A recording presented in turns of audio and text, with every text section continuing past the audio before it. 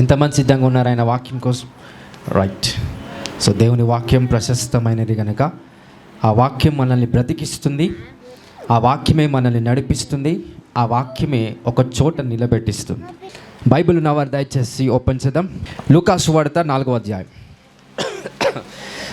38వ వచనం. Book of Luke chapter 4 verse 38.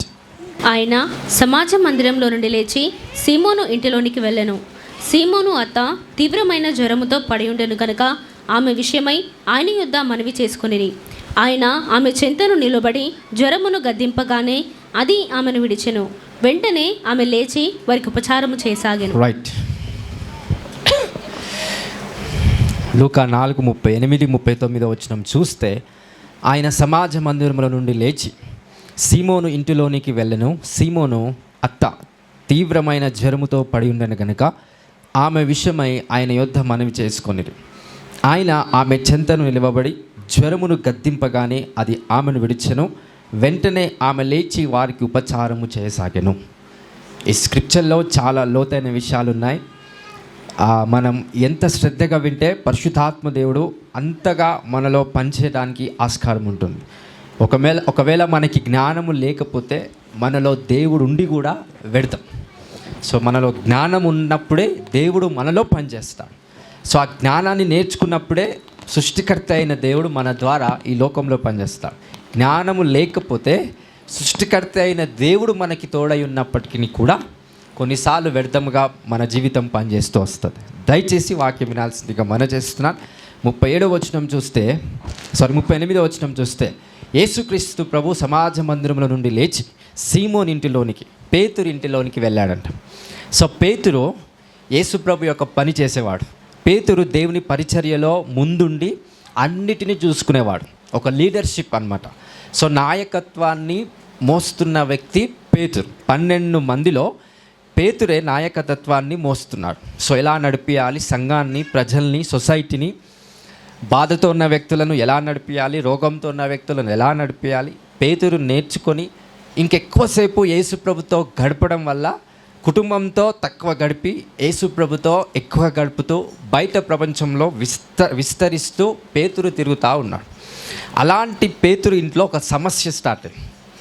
So ఆ సమస్య ఏంటంటే వాళ్ళ అత్త పేతురు ఇంట్లో ఉంది. బాగా గుర్తుపెట్టుకోండి. సో వాళ్ళ ఎవరు? అత్త. వాళ్ళ తల్లి కాదు, అంటే వాళ్ళ భార్య, వాళ్ళ అమ్మ. రైట్. మీకు కొంచెం క్లుప్తంగా వివరిస్తా. సో తన భార్య వాళ్ళ అమ్మ ఎవరితో ఉంది? పేతురు వారి కుటుంబంలో, పేతురు వారి ఇంట్లో ఉంది. ఎందుకు అనంటే పేతురు బయటికి వెళ్ళాడు, పేతురు దేవుని పరిచర్యలోకి వెళ్ళాడు, పేతురు అనేక ప్రాంతాలకు వెళ్ళి దేవుని సువార్త ప్రకటించడానికి వెళ్ళాడు. కాబట్టి సో పేతురు వాళ్ళ అత్త పేతురు యొక్క భార్య కానీ పేతురు యొక్క కుటుంబానికి తోడై ఉంది. సో సాతానుడు ఏం చేశాడంటే, ఎవరైతే పేతురు కుటుంబానికి తోడై ఉన్నారో అంటే వాళ్ళ అత్త, ఆమెను ఏం చేశాడు సాతానుడు? ఒక ఆత్మశక్తి ఆమె మీద తీసుకొని వచ్చి ఒక సంపూర్ణముగా మానసికంగా, శారీరకంగా అనారోగ్యముగా ఆమె ఉండునట్లు ఆ చీకటి ఆత్మ ఆమెను పాడు చేసింది. అప్పుడు ఆమె బెడ్ రిడన్ అయిపోయింది. ఇంకా ఆమె బెడ్ మీదనే ఉండి ఇంకా లేవలేని స్థితిలోకి వెళ్ళిపోయింది. ఆ జ్వరము ఆమెను ఏం చేసిందంటే లేవలేని స్థితిలోనికి తీసుకొని వచ్చింది. సో ఇదంతా ఒక దురాత్మ చేస్తుంది. ఎందుకు అనంటే, ఏ కారణాన్ని బట్టి అంటే ఈమె వారి కుటుంబానికి కొంచెం తోడుగా ఉంటుంది, పెద్ద దిక్కుగా ఉంది కాబట్టి ఒక రెస్పాన్సిబిలిటీ పర్సన్గా, ఒక బాధ్యత వహించే పర్సన్గా ఈమె సంపూర్ణంగా అక్కడ సేవ చేస్తుంది. ఎందుకంటే పేతురు ఎక్కడికి వెళ్ళాడు? పేతురు ఎక్కడికి వెళ్తున్నాడు? ప్రతిరోజు ఉద్యోగానికి వెళ్ళట్లేదు. ఉద్యోగము వెళ్ళిన వ్యక్తి ఉద్యోగంతో పాటు అక్కడ చేపలు పట్టడానికి వెళ్ళిన వ్యక్తి ఎవరిని పట్టడానికి వెళ్ళాడు? యేసు ప్రభు యొక్క వాగ్దానాన్ని బట్టి మనుషులను పట్టడానికి వెళ్ళాడు. వెళ్ళిన ఈ ప్రయత్నంలో, వెళ్ళిన ఈ ప్రాసెస్లో తన అత్త కుటుంబాన్ని సమస్త విషయంలో ఆదరిస్తూ ముందుకు నడిపిస్తూ ఉంది. అలాంటి పెద్ద దిక్కు ఉన్న అత్తను ఏం చేసింది? ఆ దురాత్మ తనను సంపూర్ణముగా నాశనం చేయడానికి అనారోగ్య పాలు చేసింది. అయితే యేసుక్రీస్తు ప్రభు ఎక్కడికి వచ్చాడంట? వాళ్ళ కుటుంబం, వాళ్ళ ఇంటికి వచ్చాడు. వాళ్ళ ఇంటికి వచ్చినప్పుడు వాళ్ళ ఇంట్లో ఉన్న పరిస్థితులు అన్నీ పక్కన పెట్టేసి, ఎవరి గురించి చెప్తున్నారు? పేతురు కానీ, పేతురు భార్య కానీ ఎవరి గురించి మాట్లాడుతున్నాడు అక్కడ వచనంలో? 38వ వచనం చూస్తే సీమోను అత్త తీవ్రమైన జ్వరంతో పడి ఉండను కనుక ఆమె విషయమై ఆయన యొద్ద మనవి చేసుకొనిరి. సో ప్రార్థన చేయమని చెప్తున్నారు యేసయ్యకి. ఆర్థిక పరిస్థితులు చాలా బాగున్నాయి అనుకుంటున్నావా? పేతురుకి లేవు. ట్యాక్స్ కూడా కట్టలేదు. ఇంకా ఇంటి పన్ను అంటారు సరా, మనం కడుతూ ఉంటాం ఇంటి పన్ను ఈఎంఐలు ఇవన్నీ ఇంకా కట్టలేదు. స్టిల్ ఆయన అప్పు ఇంకా అలానే ఉంది. అంటే ఆర్థికంగా ఇంకా గొప్ప కాలేదు. ఆర్థిక సమస్యలు ఇంకా ఉన్నాయి. అన్ని సమస్యలు ఉన్నప్పటికీ పేతురు యొక్క దృష్టి ఏ సమస్య మీద వెళ్ళి యేసు ప్రభుకు చెప్తున్నాడు? తన అత్తకున్న సమస్య విషయంలో యేసుక్రీస్తు ప్రభుకు చెప్తున్నాడు. అంతేగాని నా ఆర్థిక పరిస్థితి బాగాలేదు, లేకపోతే నాకున్న పర్సనల్ ప్రాబ్లమ్స్ ఉన్నాయి, నాకు ఈ ప్రాబ్లం ఉంది, నాకు ఆ ప్రాబ్లం, ఇవన్నిటిని పక్కన పెడేశాడంట. ఏ సమస్య గురించి హైలైట్ చేసి యేసు ప్రభుకి వివరిస్తున్నాడు? తన అత్త సంబంధమైన సమస్య గురించి. ఎందుకు? ఆమెనే సమస్తాన్ని కుటుంబ విషయంలో తోడై ఉండి సమస్త విషయంలో నడిపిస్తుంది. సో ఇక్కడ ఈ విషయాన్ని పసిగట్లట్లయితే 39వ వచనం చూస్తే యేసుక్రీస్తు ప్రభుకు ఎప్పుడైతే పేతురు మనవి చేశాడో 39వ వచనం చూస్తే ఆయన ఆమె చెంతను నిలవబడి జ్వరమును గద్దింపగానే అది ఆమెను విడిచెను. యేసుక్రీస్తు ప్రభు ఎందుకు ఆమెను స్వస్థపరిచాడంటే ఆమె మీదున్న ప్రేమను బట్టి మాత్రమే కాదు, కానీ పేతురు కుటుంబానికి, పేతురికి కానీ, లేకపోతే అక్కడ ఉన్న దైవజనుడికి కానీ సమస్త విషయంలో ఆమె ఆదరిస్తూ హెల్ప్ఫుల్గా ఉంది. సో హెల్ప్ఫుల్గా ఉన్న ఆ స్త్రీని యేసుక్రీస్తు ప్రభు ఆమె మీద ఫోకస్ చేసి ఆమె మీదున్న జ్వరం, ఆమె మీదున్న ఏదైతే అనారోగ్య సమస్య ఉందో దాన్ని ఏం చేశాడంట? గద్దించాడు. సీమోను అత్త తీవ్రమైన జ్వరముతో పడి ఉండను కనుక ఆమె విషయమై ఆయన వద్ద మనవి చేసుకునగా ఆయన ఆమె చెంతను నిలవబడి జ్వరమును గద్దింపగానే అది ఆమెను విడిచెను. వెంటనే ఆమెకున్న ప్రాబ్లం వెళ్ళిపోయింది. వెంటనే ఆమెకున్న జ్వరం, ఆమెకున్న అనారోగ్య సమస్య అది వెళ్ళిపోయిన వెంటనే ఈమె ఏం చేస్తుంది? పడుకొనుందా? ఏం చేస్తుంది? జ్వరం విడిచిన తర్వాత మళ్ళీ ఎన్ని రోజులు రెస్ట్ కావాలి? మనందరికీ ఎన్ని రోజులు కావాలి? జ్వరం ఎన్ని రోజులు వస్తే రెస్ట్ తీసుకున్నామో జ్వరం తగ్గిన తర్వాత మళ్ళీ అన్ని రోజులు రెస్ట్ కావాలి. అంతేనా కాదా? అంత బలహీనులుగా ఈ జనరేషన్ తయారైపోయింది. సో ఒక బాధ్యత విషయంలో, పని విషయంలో మనం శారీరకంగా, మానసికంగా, ఆత్మీయంగా బలమైన శక్తి కలిగిన ఆలోచన లేని వారముగా ఈ తరము సంపూర్ణంగా నాశనం అయిపోతుంది. కాబట్టి అక్కడ ఆ స్త్రీ ఏం చేసింది? వెంటనే స్వస్థపరచబడిన తర్వాత వెంటనే ఏం చేసిందంట? ఏముంది వాక్యంలో? వెంటనే అనుందా? 2-3 రోజుల తర్వాత అనుందా? వాళ్ళత్తలు వాళ్ళందరూ వచ్చి మాట్లాడేంత వరకు అది జ్వరం ఎప్పుడూ పోయింది. కానీ ఇంకేం పోవాలా? గుణం పోవాలా. అది భర్త అయినా భార్య అయినా ఎవరైనా సరే, మానవుడు ఎవరైనా సరే, అనారోగ్యం పోయిందని వెంటనే వాళ్ళు అదే నార్మల్ స్టేజ్లోకి వచ్చి ధనాధన్ పని చేయడం స్టార్ట్ చేస్తారా అంటే ఈ తరం వాళ్ళు ఎవరైనా ఉన్నారా? లేరు. లోకంలో ఉన్న వాళ్ళు అలానే ఉన్నారు. మనం అలానే ఉంటే వాళ్ళకి మనకి తేడేముందండి? సేమ్ కేటగిరీలోకి వస్తాం. దేవుడు మనల్ని సంపూర్ణంగా ఆశీర్వదించటం కోసం కొన్నిసార్లు దురాత్మ, చీకటి, అంధకార శక్తులు మనల్ని ఇబ్బంది పెడతాయి. కొన్నిసార్లు అనారోగ్య సమస్యలు మనల్ని ఇబ్బంది పెడతాయి. కొన్నిసార్లు రోగాలు మనల్ని ఇబ్బంది పెడతాయి. దేవుడు మిమ్మల్ని స్వస్థపరిచిన వెంటనే పరిచర్యకు రాగలుగుతారా? లేదు. స్వస్థపరచబడిన వెంటనే ఏం కావాలి? మళ్ళీ రెస్ట్. ఎన్ని రోజులు? ఒకరోజు సరిపోతుందా? సరిపోదు. అంటే ఇదంతా దేవుడి దగ్గర ఉందా? మన దగ్గర ఉందా? సమస్తం మన దగ్గరనే ఉంది. మార్చుకోవాల్సింది మనం.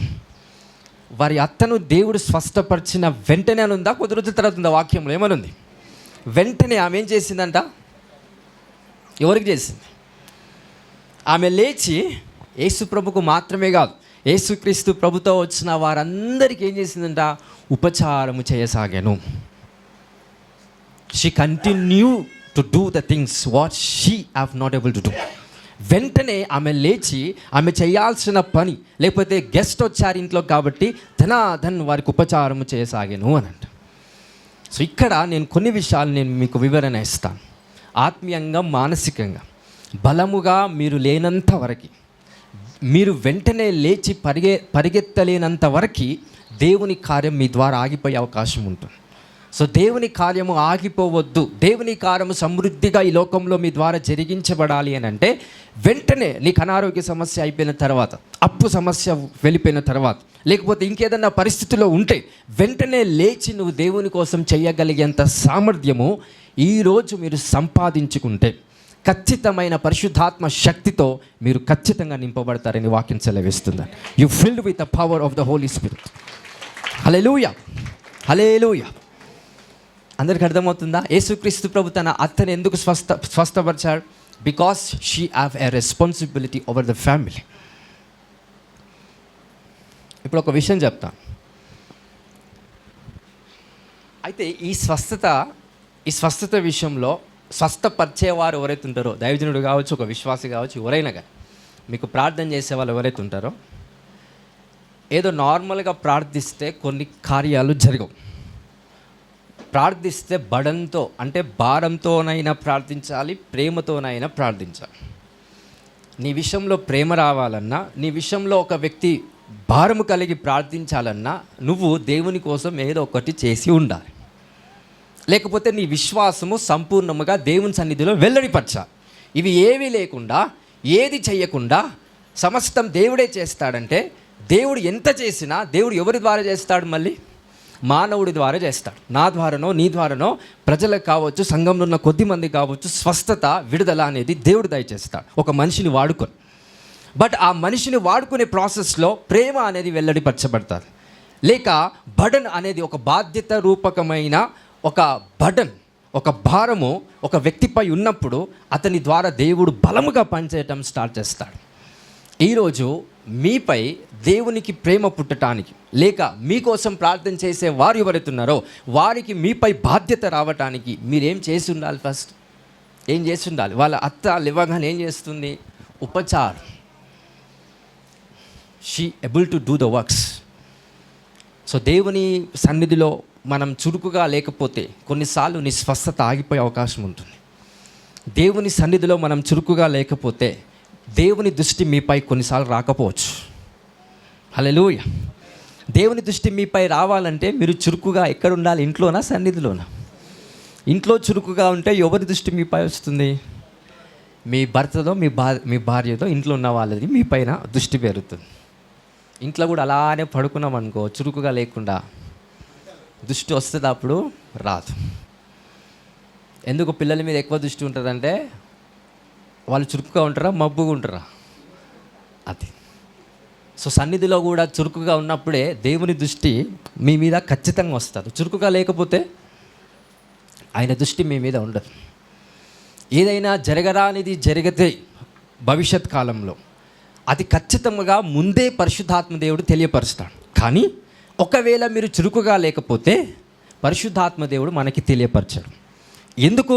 మీపై దృష్టి, దేవుని యొక్క ఆత్మ, మనలో ఉన్న దేవుని ఆత్మకు మీపై దృష్టి పోయింది కాబట్టి మీరు భవిష్యత్తులో ఏ కష్టము రాబోతుందో, మీ ఒక జీవితంలో భవిష్యత్తులో ఎలాంటి యాక్సిడెంట్ జరగబోతుందో అది ముందే చూపించారు.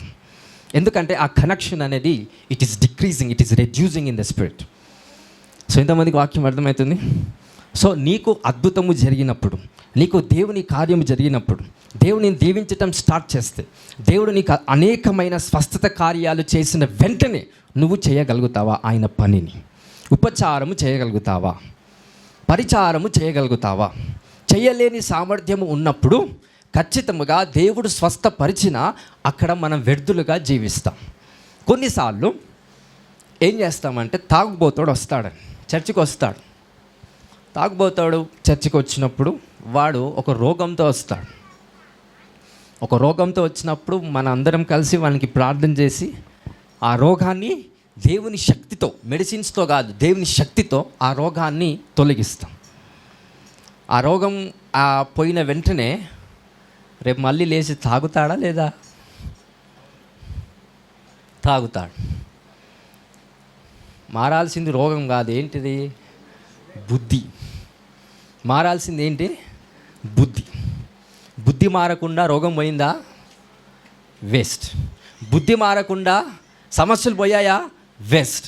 బుద్ధి గుణం మారకుండా అనేకమైన కష్టాలు శ్రమలన్నీ మన జీవితంలోకించి వెళ్ళిపోతున్నాయా, అదంతా విడదమండి.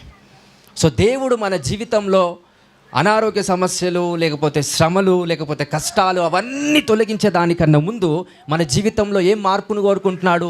మన మనస్సు మార్చబడాలి, మన బుద్ధి మార్చబడాలి, మన క్యారెక్టర్ మార్చబడాలి, మన ఫలం మార్చబడాలి. ఎప్పుడైతే ఇవి మార్చబడతామో దేవుని ఒక ఉన్నతమైన పిలుపు మేరకు ఆయన సన్నిధిలో చేరబడి ఉంటామండి. Hallelujah, hallelujah. So let me give you the deep revolution. So మత్తయి సువార్త గ్రంథం దయచేసి 5వ అధ్యాయం 4వ వచనం. మీరు లోకమునకు వెలుగై ఉన్నారు, కొండ మీద నుండి పట్టణము మరుగై ఉండనేరదు. మీరు లోకానికి ఎలా ఉన్నారంట? ఉన్నారా? నిజంగానే ఉండాలా? ఉన్నారా?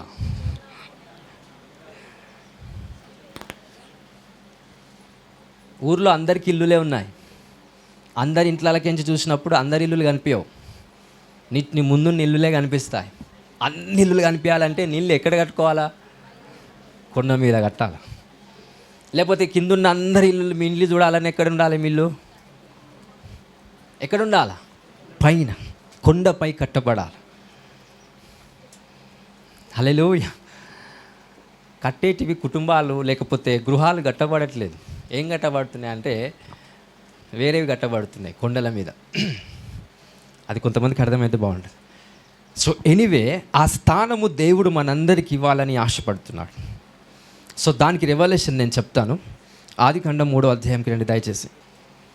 దేవుడైన యెహోవా చేసిన సమస్త భూజంతులలో సర్పము యుక్తిగలదయుండెను. అది ఆ స్త్రీతో, ఇది నిజమా? ఈ తోట చెట్లలో దేని ఫలములనైనను మీరు తినకూడదని దేవుడు చెప్పెనా అని అడిగాను. సర్పం అంట యుక్త గలిదే, అంటే చాలా తెలివి గలది, వివేకము కలిగినదై ఉంది. ఉన్నప్పుడు సాతానుడు దాన్ని వాడుకోవడం స్టార్ట్ చేశాడు. అయితే అప్పట్లో పాములకు కాళ్ళు ఉండేటువంటి, అందరికీ తెలుసో తెలీదు, this is the historical thing. పాముకు కాళ్ళు ఉండేది మనలాగా, అంటే జంతువులకు కాళ్ళు ఎలాగైతే ఉండేదో సర్పానికి కూడా కాళ్ళు ఉండేది, చిన్న కాళ్ళు. ఆ కాళ్ళతో అంటే డైనోసార్ చూసారా లేదా మీరు, నాకు తెలియదు కానీ మూవీస్లో. సో అలాంటి రెప్టైల్కి సంబంధించి ఒక జాతి సర్పం దేవుడు దాన్ని అలా సృష్టించాడు. ఇప్పుడున్న సర్పము దేవుడు సృష్టించిన ఒక డిజైన్లో లేదు, దేవుడు శపించిన ఒక సర్పముగా ఉంది ఇప్పుడు మన అందరం చూసే సర్పాలు. కానీ యాక్చువల్గా దేవుడు డిజైన్ చేసిన సర్పం ఏంటంటే 2 చేతులు 2 కాళ్ళు దాన్ని కూడా ఇవ్వబడ్డాయి. ఒక డైనోసర్స్ లాగా అది కూడా ఉండేది యాక్చువల్గా చిన్నగా. అయితే అది ఏం చేసిందంట, ఒక చెట్టు దగ్గర ఉండి ఆదాము అవ్వతో మాట్లాడుతుంది. ఏం మాట్లాడుతుందో చూద్దాం. అది ఆ స్త్రీతో, ఇది నిజమా? ఈ తోట చెట్లలో దేని ఫలములనైనను మీరు తినకూడదని దేవుడు చెప్పనా అని అడిగాను. అందుకు స్త్రీ, ఈ తోట చెట్ల ఫలములను మేము తినవచ్చును. అయితే తోట మధ్యనున్న చెట్టు ఫలములను గూర్చి దేవుడు మీరు చావకుండానట్లు వాటిని తినకూడదనియో వాటిని ముట్టకూడదనియో చెప్పనని సర్పముతో అనెను. అందుకు సర్పము, మీరు చావనే చావరు, ఏలయనగా. సో ఈ సర్పము కొద్ది అబద్ధం కొద్ది నిజం చెప్పింది. అందరికి అర్థమవుతుందా? సంపూర్ణంగా నిజం చెప్పలేదు, సంపూర్ణంగా అబద్ధం చెప్పలేదు. మన వాళ్ళు ఏం చేస్తారంటే నిజం ఉందని ఉన్న అబద్ధాన్ని నమ్ముతారు. మళ్ళీ చెప్తున్నా, మన వాళ్ళు నిజాన్ని చూసి కాస్త అబద్ధం చెప్పబడిన ఏదైతే అక్షరాలు ఉంటాయో అబద్ధాన్ని కూడా నిజానిగా నమ్ముతారు. సాధానికి ఉన్న తెలియదు. వాడు సంపూర్ణంగా నిజం చెప్పాడు, సంపూర్ణంగా అబద్ధం చెప్పాడు. వాడు నిజం చెప్తాడు ఫస్ట్, మిగతాది అబద్ధం చెప్తాడు. నిజమే కదా అని ఫస్ట్ మనం నమ్మిన వాళ్ళము, తర్వాత వచ్చే అబద్ధాన్ని కూడా ఎలా నమ్ముతాం? నిజమని నమ్ముతాం. అది మోసం. సో ఏదైతే సాతానుడు ఆదాము అవ్వ విషయంలో మోసం చేశాడో దేవుడు దాన్ని శపించాడంట. ఎలా శపించాడో చూద్దాం ఒక్కసారి. 14వ వచనం. అందుకు దేవుడైన యెహోవా సర్పముతో, నీవు దీన్ని చేసినందున పశువులన్నిటిలోనూ భూజంతువులన్నిటిలోనూ నీవు శపించబడిన దానివై నీ కడుపుతో ప్రాకొచ్చు, నీవు బ్రతుకు దినములన్నీ మన్ను తిందువు. రైట్. ఎలా శపించాడంట? ఉన్న కాళ్ళు చేతులు 2 ఇరగొట్టి ఎలా నడవాలంటే ఇప్పుడు కడుపుతో ప్రాకుచు ఏం తినాలంట? మన్ను తింటూ బ్రతకాలంట. దేవుడు ఆ సర్పాన్ని శపించాడు. ఎందుకు అనంటే సర్పము మానవుడు చూసే విధానం సర్పాన్ని ఎలా ఉంది అని అంటే, బాగా గుర్తుపెట్టుకో, మానవుడు ఎగ్జాక్ట్గా సర్పాన్ని చూసినప్పుడు మానవుని యొక్క హైట్లో సర్పం కూడా ఉందండి. మళ్ళీ చెప్తున్నాం, by the spirit of revolution, మానవుని యొక్క సైట్లో సర్పం కూడా సేమ్ హైట్ ఉంది. సో దేవుడు దాన్ని ఎలా శపించాడంటే, ఈ హైట్, ఈ యాటిట్యూడ్, లేకపోతే ఈ యొక్క ఉన్నత స్థలము ఏదైతే నువ్వు ఈ యొక్క హైట్లో ఉన్నావో దాన్ని ఏం చేశాడు దేవుడు, 2 కాళ్ళు తీసేసినప్పుడు అది ఏ స్థానానికి వెళ్ళిపోయింది, సంపూర్ణముగా కింది స్థాయికి వెళ్ళిపోయిందండి. అప్పుడే ఆదాముకి అర్థం కావాలి, ఇండైరెక్ట్గా ఏమని అర్థం కావాలి అని అంటే, దేవుడు సర్పాన్ని ఆల్రెడీ మనిషి యొక్క సైట్లో తక్కువ చేసేసాడు. సర్పం అనగా దేనికి సూచిస్తుంది? దేవుని వాక్యాన్ని బట్టి సాతానుడు, చీకటి ఆత్మ, అంధకార శక్తులు. ఇవన్నీ మానవుని యొక్క దృష్టిలో ఏ ఒక స్థానానిగా దేవుడు చేశాడు? తక్కువ స్థానానిగా శాపం అనేది చేశాడు. అయితే ఏదైతే ఈ శాపము సర్పం మీద దేవుడు వేశాడో అది ఆదాముకి ఏమైందంట, ఆశీర్వాదకరముగా మార్చబడిందంట. So when God curses someone, it is also some time అది మనకి ఆశీర్వాదకరంగానే జీవించబడుతుంది. సో సాతానుపై దేవుడు ఏ శాపం పెడుతున్నాడో, ఎవరి ఆశీర్వాదం కోసం పెడుతున్నాడు శాపమును? మనం ఆశీర్వదించబడటానికి సర్పం మీద దేవుడు శాపం పెట్టాడంట. సర్పం అనగా దేనికి సూచిస్తుంది? సాతానుడు. సో సాతాను మీద శాపము దేవుడు పెట్టడం వల్ల ఎవరు దీవించబడుతున్నాం? మనం. అంటే ఏ ఒక స్థాయిలో సర్పం ఉందో ఆ స్థాయిని దేవుడు తొలగించి మానవుల కన్నా తక్కువ స్థాయిలో సాతాన్ని తీసుకొని వచ్చాడంట. యేసుక్రీస్తు ప్రభు చనిపోయినప్పుడు కాదు, యేసు ప్రభు మన కోసం రక్తం కార్చినప్పుడు కాదు. ఇది ఎప్పుడు జరిగింది? ఆదికాండం, ఆదాము సృష్టించబడిన తర్వాత, ఆదాము అవ్వ సృష్టించబడిన తరువాత ఈ సంఘటన జరిగింది. అంటే అధికారము మానవుడికి ఎప్పుడు వచ్చింది? సైట్ ఏమైతే మనం చూస్తున్నామో చూసే విధానం బట్టి మనకు కొన్ని అర్థం కావాలి. హల్లెలూయా. రైట్, కొన్ని మీ లెవెల్లోకి వచ్చి చెప్తా. మీరు ఒక మంచి పొజిషన్లో ఉన్నారనుకోండి, ఎవరైతే మీ పొజిషన్స్ని బట్టి మిమ్మల్ని గౌరవిస్తున్నారో మీరు పొజిషన్లో ఉండి మాట్లాడండి. ఎవరైతే నీ మనసును బట్టి నిన్ను గౌరవిస్తున్నారో నీ పొజిషన్లో నుండి బయటకు వచ్చి మీరు మాట్లాడండి. అర్థమైందా జ్ఞానం? ఇట్ ఈజ్ రైట్ ప్రిన్సిపల్స్లో దేవుని ఒక లీగలిజం అనేది పనిచేస్తా. నేను మళ్ళీ చెప్తున్నాను, ఎవడైతే నీ డబ్బును బట్టి నిన్ను గణపరుస్తున్నాడో, నీ డబ్బును బట్టి నీకు విలువనిస్తున్నాడో, డబ్బును బట్టి ఆయనతో మాట్లాడండి. It's a commercial mind. ఎవడైతే నీ మానసిక స్థితి, లేకపోతే ఎవడైతే నీ యొక్క గుణాన్ని బట్టి, నీ క్యారెక్టర్ని బట్టి నీ దగ్గరికి వచ్చాడో, నీ దగ్గర డబ్బు ఉన్నప్పటికీ వాడితో ఎలా మాట్లాడాలి? డబ్బు తీసేసి వాడితో మాట్లాడండి. సో స్థాయిని చూసేవాడిని స్థాయిలో ఉండి మాట్లాడండి. నీ స్థాయిని చూడకుండా నిన్ను చూసి మాట్లాడే వారికి నీ వలె నువ్వు పక్కవారితో మాట్లాడడం స్టార్ట్ చేయండి. ఆ ఒక స్థాయిని ఆదాముకు ఎప్పుడు నేర్పించాడు దేవుడు? సర్పమును స్థాయిని తగ్గించినప్పుడే ఆదాముకు విజ్డమ్ నేర్పించబడింది. అందుకే సాతానుడు ఏది శాపం పొందుకున్నా అది ఎవరికి ఆశీర్వాదం అంట? మానవ జాతికి ఆశీర్వాదముగా పనిచేస్తారు. సో ఇప్పుడు సాతానుడు శపించబడినప్పటికీ మానవుడు సరిగ్గా పనిచేస్తున్నాడా? లేదు. మానవులు సరిగ్గా బ్రతుకుతున్నారా? లేదు. మానవుడు ఆరోగ్యంగా బ్రతుకుతున్నాడా? లేదు. ఎందుకు అనంటే శరీరం మీద మానవుడు సంపూర్ణంగా ధ్యాస పెట్టాడు కాబట్టి. ఇక్కడ what God exactly releases upon the people, it is completely inheritance of the spirit. ఆత్మ సంబంధమైన ఆస్తిని దేవుడు మొదటిగా మానవుడికి ఇస్తాడు, శరీర సంబంధమైన ఆస్తిని కాదు. ఒకటి గుర్తుపెట్టుకోండి, మార్పు నేను చెప్తే వచ్చేది వేరు, నీ లోపల నుంచి వచ్చే మార్పు వేరు. హల్లెలూయా. అందరికి అర్థమైందా ఈ మాట? 10 మంది వచ్చి చెప్తారు మారు మారు మారు అని. నువ్వు మారినావు అనుకోండి, ఎవరో చెప్పవడం వల్ల మీరు మారారనుకోండి, ఎన్ని రోజులు ఉంటుంది ఆ మార్పు? 1-2 నెలలు ఉంటుంది. అదే మార్పు మీలో నుండి వస్తే ఎల్లప్పుడూ నువ్వు చనిపోయేంత వరకు ఆ మార్పు నీతోనే ఉంటుంది. హల్లెలూయా, హల్లెలూయా. అందరికి అర్థమైందని చెప్పింది. అది మార్పైనా, ప్రేమైనా, జ్ఞానమైనా, ఎవరో చెప్పిన దాన్ని బట్టి నీకు వచ్చే జ్ఞానము నిన్ను స్థిరపరచదు. నీలో నుండి వచ్చే జ్ఞానమే నిన్ను స్థిరపరుస్తుంది. ఎవరో చెప్పిన దాని నుండి వచ్చే విశ్వాసము నిన్ను స్థిరపరచదు. దేవుడితో సహవాసము చేయడం వల్ల నీలో నుంచి వచ్చే విశ్వాసమే నిన్ను స్థిరపరుస్తుంది. హల్లెలూయా. ఒక విషయం చెప్తాను, బాగా గుర్తుపెట్టుకో. భార్య భర్తలు గొడవాడి చర్చికి వచ్చారు. ఒకరేమో సంతోషంగా వచ్చారు, ఒక కప్పులేమో గొడవాడి వచ్చారు. ఇక్కడ పాస్టర్ గారు జోక్ వేస్తున్నారు. ఇద్దరు నవ్వుతారా? ఒకరేనా? అంటే ఇద్దరు కుటుంబాలు నవ్వుతాయా? ఒకే కుటుంబం నవ్వుతుందా? సంతోషంగా ఇంటి నుంచి వచ్చిన కుటుంబమే నవ్వుతుంది. గొడవాడి ఇంటికి సన్నిధికి వచ్చిన కుటుంబం నవ్వదు. ఎందుకు? ఎగ్జాక్ట్లీ వాళ్ళ మైండ్ సెట్ ఎలా ఉంటుంది, ఏం ఆలోచన వాళ్ళు చేస్తున్నారు సన్నిధికి వచ్చినప్పుడు, ఏ రెలంలో వాళ్ళు బైండ్ అయిపోతారనంటే they are not fill with happiness. So వాళ్ళ హృదయంలో సంతోషం లేదు కనుక నేను ఏది చెప్పినా వాళ్ళకి సంతోషం అనిపించదు. ఒకరి హృదయంలో సంతోషం ఉన్నప్పుడు నేను ఏది చెప్పినా వాళ్ళ హృదయం నుంచి సంతోషం వాళ్ళ నుంచి బయటకు వస్తుంది. సో ఇక నేను చెప్పిన దాన్ని బట్టి వాళ్ళున్న సంతోషం బయటికి రావట్లేదు. సంతోషం ఉంది కాబట్టి that's the choice for them to get happy. So నేను చెప్పే వాక్యాన్ని బట్టి మీరు సంతోషంగా ఉన్నారా లేదని కాదు, మీరు సంతోషంగా ఉండాలని అనుకుంటున్నారు కాబట్టి సంతోషంగా దేవుని వాక్యం ద్వారా ఉండగలుగుతారండి. ఈ సంథింగ్ ప్రియారిటీ అనేది మీ లైఫ్కి దయచేసి ఇవ్వండి. Hallelujah. It is a choice by the word of God. అంటే మీరు అంగీకరిస్తే తప్ప మీరు సంతోషంగా ఉండలేరు, మీరు అంగీకరిస్తే తప్ప మీరు బలంగా ఉండలేరు, మీరు అంగీకరిస్తే తప్ప మీరు ధైర్యంగా ఉండలేరు. నేను చెప్తే మీకు వచ్చే ధైర్యము రేపో మాపో పోతుంది, కానీ వాక్యం వినడం వల్ల నేను ధైర్యంగా ఉండాలి, ధైర్యం తెచ్చుకోవాలని మీలో నుండి వచ్చే ఆ ధైర్యమే నేను ఎల్లకాలం స్థిరపరుస్తుంది.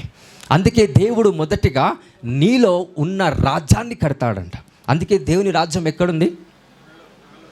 మనలో ఉందా? పైన ఉందా? మనలో. నాలో అనండి. రైట్. సో ఇప్పుడు దేవుడు తన రాజ్యాన్ని ఎక్కడ కడుతున్నాడు? ఆకాశ మండలంలో కాదు కట్టేది. ఎక్కడ కడుతున్నాడు? మొదటిగా ఎక్కడ కడుతున్నాడు? మనలో. నీ ఆత్మ బలపరచబడిన తర్వాత మీరు లోకంలోకి వెళ్ళినప్పుడు అద్భుతమైన కార్యాలు చేస్తారు.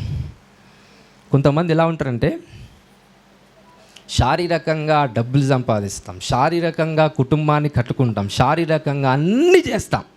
ఎదిగిన తర్వాత ఒక మంత్రికుడు ఒక్క మంత్రం చాలు వాడు సంపూర్ణంగా నాశనం కావడానికి. అట్లా నాశనమై వచ్చిన వాళ్ళే మన చర్చికి చాలామంది వచ్చారు. ఆస్తిపాస్తులు సంపాదించుకొని మంచి భూములను కొనిపెట్టుకొని బలంగా తయారైన వాళ్ళు అప్పుడు రాలే చర్చికి. ఎప్పుడు వచ్చారు? ఒక మంత్రం వేస్తే వాడు సంపూర్ణంగా నాశనం అయ్యాడు. ఒకటే మంత్రానికి వాడు సంపూర్ణంగా నాశనం అయిపోయాడు. అంటే మొదటిగా మనలో బలం రావాల్సింది శారీరకంగానా ఆత్మీయంగానా? ఆత్మీయంగా. నీ ఆత్మను మొదటగా కట్టుకొని శారీర సంబంధమైన పనులు చేసినప్పుడు దేవుడు మీకు తోడై ఉంటాడండి. మీ ఆత్మకే బలము లేకుండా శారీరకంగా నువ్వు ఆర్థికంగా బలపడాలన్నా, శారీరక సంబంధమైన కుటుంబాన్ని కట్టుకోవాలన్నా అది ఖచ్చితంగా ఎన్ని రోజులు కట్టబడినా ఒక రోజు కూలిపోవాల్సింది. అందుకే before you start something physically, start from spirit. ఆత్మలోకం నుంచి తయారు చేయబడిన ప్రతి జర్నీ ఫిజికల్గా నువ్వు ఎలా తీసుకొని పోయినా లాస్ట్ గమ్యంకేం చేరుతాదంట. బట్ స్పిరిచువల్గా నువ్వు ఏది స్టార్ట్ చేయలేదో అది ఖచ్చితంగా శారీరపరమైన చీకటి ప్రభావం చేత అంతరించిపోతుంది. ఈరోజు మనం స్టార్ట్ చేసే ప్రతి ఒక్కటి కూడా ఎలా స్టార్ట్ చేయాలి? ఆత్మీయంగానా శారీరకంగానా? ఆత్మీయంగా బలపరచబడుతూ శారీరక సంబంధమైన కార్యాల్లో మీరు పాల్గొనాలని దేవుని వాక్యం సెలవిస్తుంది. హల్లెలూయా. అంటే మొదటిగా బలం దేనికి రావాలి? శరీరానికి, ఆత్మక? శరీరానికి బలం వద్దు అనట్లే దేవుడు. ఒక వాక్యం ఉంది కదా, శరీరానికి ఎక్సర్సైజ్ చేయటము ప్రయోజనకరమే కానీ కొంచెం మట్టుకే ప్రయోజనకరమే కానీ ఆత్మను ఎక్సర్సైజ్ చేయటము చాలా ప్రయోజనకరముగా వర్తిస్తుందని దేవుని వాక్యం సెలవిస్తుంది. కాబట్టి మనం అన్ని విషయాలలో ఎక్సర్సైజ్ అంటే నీ ఫెయిత్ని కావచ్చు, మీరు వింటున్న వాక్యాన్ని కావచ్చు, ప్రతిరోజు మీ లైఫ్లో దాన్ని ఎప్పుడైతే ప్రాక్టికల్గా ఎక్సర్సైజ్ చేస్తావో so that your spirit man begins to understand the God's voice. దేవుని యొక్క ఉన్నతమైన పిలుపును నువ్వు అందుకునేలాగా శక్తిని సంపాదించుకుంటావు. హల్లెలూయా, హల్లెలూయా. రైట్. ఇప్పుడు ఒక విజ్డమ్ మీకు ఇస్తాను. అయితే దావీదు కాలంలో యోనాతాన్, ఎవరు యోనాతాను? ఎవరు?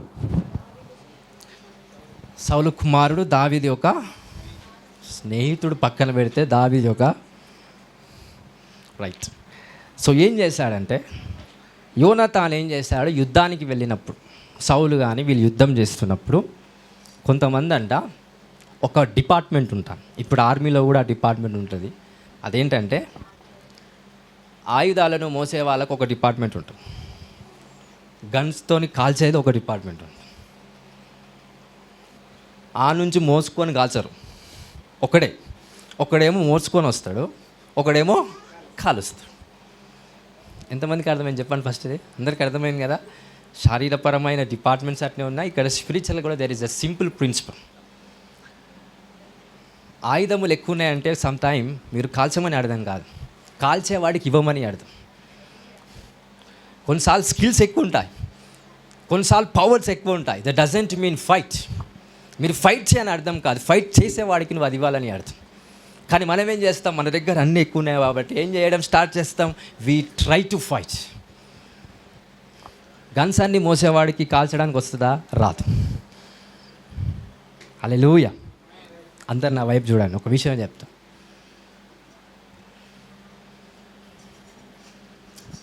శత్రువు ముందున్నప్పుడు యుద్ధం చేసేవాళ్ళంట. సో వెనుక ఎవరు ఉండేవాళ్ళు? ఒక 10-20 ఆయుధాలు మోసుకునేవాడు వెనుకుంటాడు. అయితే బాగా వినండి, 10-30 ఆయుధాలు ఉంటాయి. ఈ రాజు లేకపోతే యుద్ధం చేసేవాడు ఎవడైతే ఉంటాడో వెనుకకు తిరిగి ఈ ఆయుధం ఇవ్వవా అని అడగాడు, వెనుకకు తిరిగి చేయి చాపుతాడు అంతే. వస్తున్న శత్రువును బట్టి వీడు ఎంకున్నాడు ఏ ఆయుధం ఇవ్వాలి?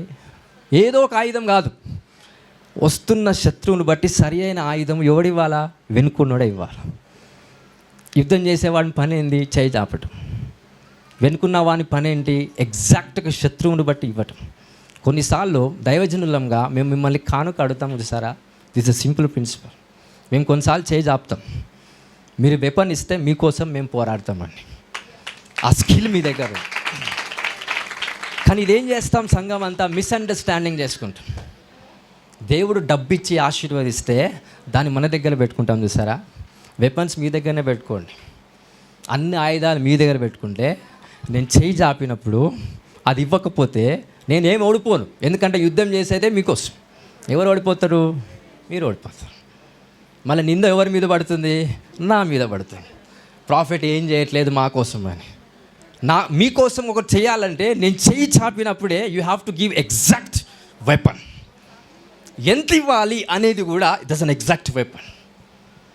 కొన్నిసార్లు పరిచారం చేస్తాం, కొన్నిసార్లు కానుక విత్తుతాం, కొన్నిసార్లు కార్యం చేస్తాం, కొన్నిసార్లు సపోర్టివ్గా ఉంటాం. What kind of a weapon? అది ఎలాంటి ఆయుధము నీ దగ్గర దేవుడిచ్చాడో నేను చేయి చాపినప్పుడే ఎగ్జాక్ట్ ఆయుధం ఇస్తే నీ సాతాను, నీకు సంబంధమైన రోగాన్ని, నీకు సంబంధమైన శత్రువుని ఒకే అటాక్లో వాడు సంపూర్ణంగా చనిపోతాడండి. One attack will make them to get died. Hallelujah. అలాంటి యుద్ధము ఆ టైంలో చేసేవాళ్ళు. Right now the army people కూడా అలానే చేస్తారు. మళ్ళీ ఈ గన్ ఇవ్వు, ఆ గన్ ఇవ్వు కాదు, వచ్చే సైన్యమును బట్టి ఏ గన్ ఇవ్వాలో ఎవరికి తెలిసి ఉండాలి. వెనుకున్నోడికి తెలిసి ఉండాలి, ముందున్నోడు కూడా తెలుసు. బట్ ఆ టైంలో మాట్లాడటం కాదు, it is the silence period. ఈ గన్ ఇవ్వండి, ఆ గన్ ఇవ్వండి, ఆయుధం ఇవ్వండి అని మాట్లాడుకున్న డిస్కషన్ ఇస్తే అవతల ఉన్న శత్రువు ఏం చేస్తాడు? వెంటనే మనల్ని చంపేస్తాడు. ఆ టైం ఉందా? లేదు. హల్లెలూయా, హల్లెలూయా. ఒక్కొక్కసారి సడన్గా మీకు ప్రాబ్లమ్స్ వచ్చినప్పుడు, హాస్పిటల్కి వెళ్ళినప్పుడు మీరు ప్రార్థన చేయమంటే చేస్తారా? ఆ టైంలో చేస్తారా? చెయ్యరు. మీ పక్షమున ఎవరు చేయాలా? సంఘంలో ఉన్న ప్రజలు కానీ నేనైనా చేయాలి. చేయాలంటే మీరు ఏం చేయాలి? ముందే నేను చేయి చాపినప్పుడు ఏం చేయాలి? You have to give something to me. Exact weapon మీరు ఇచ్చినప్పుడే మీకు ఏ ఒక అనారోగ్య సమస్య ఉందో, ఎలాంటి దుష్టశక్తి ప్రభావం ఉందో దాన్ని హఠాత్తుగా చంపడానికి శక్తి మీ నుండే మేము సంపాదించుకుంటాం. If you don't have the right faith we can't move in the spirit. అందుకే యేసుక్రీస్తు ప్రభు ఎప్పుడైనా అనారోగ్య పరిస్థితిలో ఉన్న వాడి దగ్గరికి వచ్చి ఏమని అడుగుతాడు? నీకు విశ్వాసము ఉందా? Do you have a weapon? నీకు విశ్వాసం ఉందా అనగానే ఎప్పుడైతే ఆ విశ్వాసాన్ని, ఎలాంటి సమస్య ఉందో దానికి సంబంధమైన విశ్వాసం ఉన్నప్పుడే యేసుక్రీస్తు ప్రభు ఆ వెపన్ని తీసుకొని ఆ దురాత్మ శక్తిని చంపడం స్టార్ట్ చేస్తాడండి. హల్లెలూయా, హల్లెలూయా. ఒకవేళ రాంగ్ వెపన్ ఇచ్చాడనుకోండి,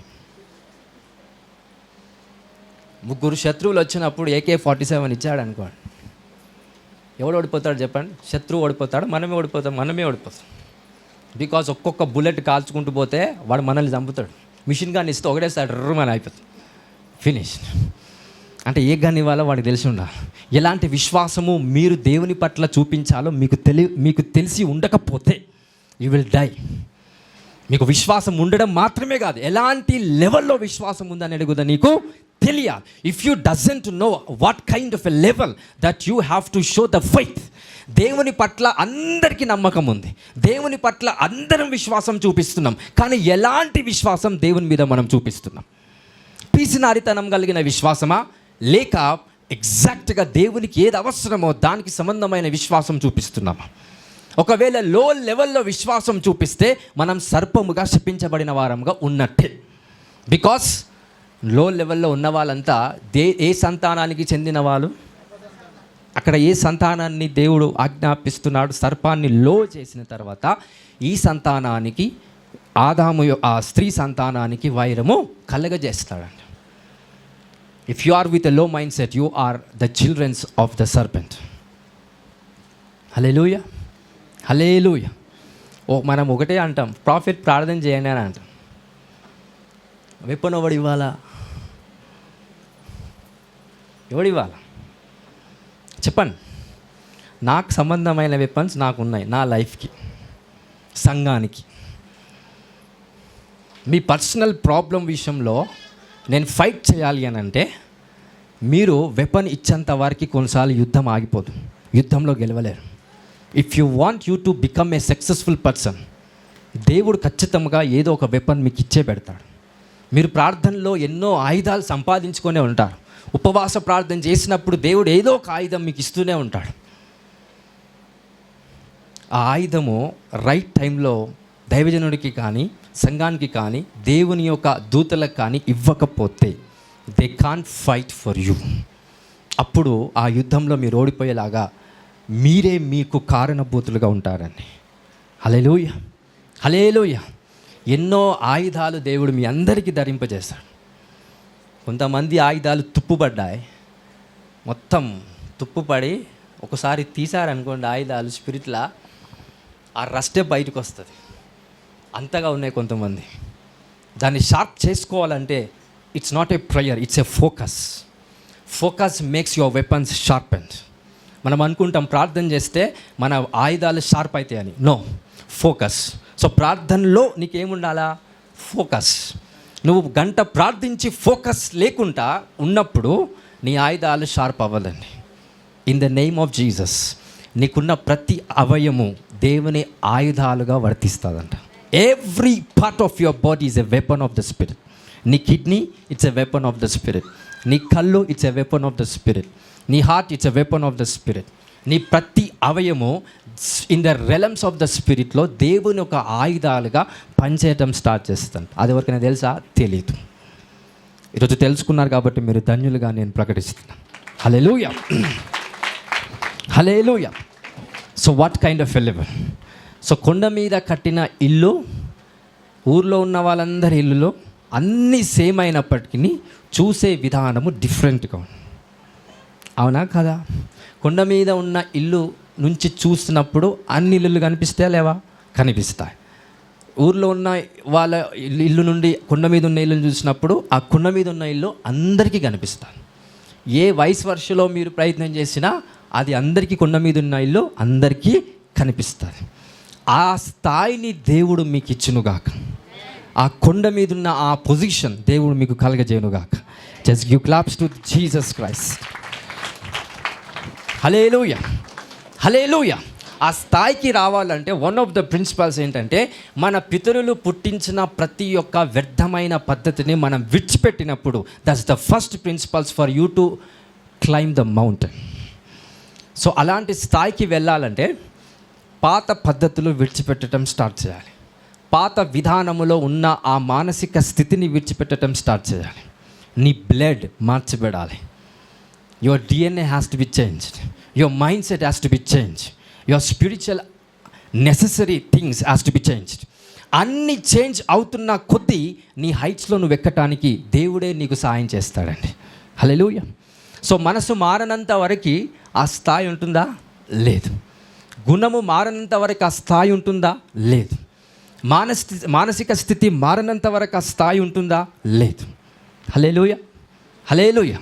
సో ఇప్పుడు దేనికి ఎక్కువ విలువనిస్తున్నా మానవులంతా? మీకా, డబ్బుకా? ఒక సత్యం చెప్పనా, 90% భార్యలు కానీ భర్తలు కానీ ఓఎస్ఓ ఎవరు కుటుంబ పరిస్థితిలో చూస్తే, లోకపరంగా చెప్తున్నాను,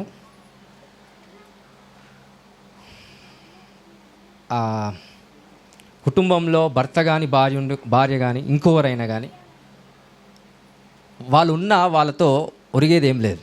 కానీ డబ్బు ఉంటే అన్నీ అయితే అనే ఆలోచనలోకి లోకం వచ్చేసింది. అందరికీ అర్థమైందని నేను చెప్పేది.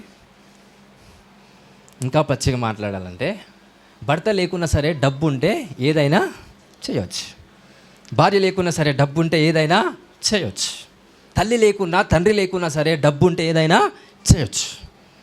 అంటే ఏ స్థానానికి వచ్చేసాం మనం? కొండ మీదకి రాలేదు, అలాగని భూమి మీద కూడా లేం, భూమి కింద ఉన్నాం, చీకట్లో. అంటే ఈ డబ్బు లేకుండా మనం బ్రతకలేమనే స్థానంలోకి అందరం వచ్చేసాం.